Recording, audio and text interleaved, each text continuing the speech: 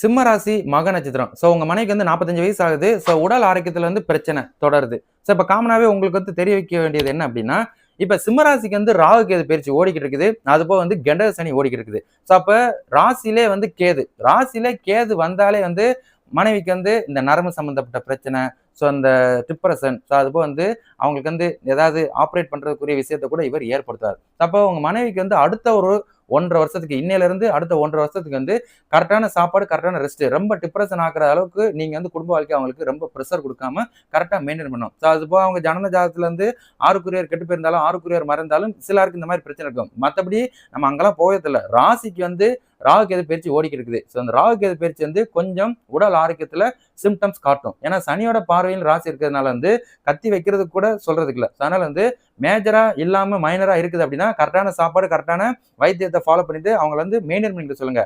அதுக்கப்புறம் உங்க மனைவி வந்து டோட்டலா சாப்பாடு மெத்தட மாத்திக்கிட சொல்லுங்க.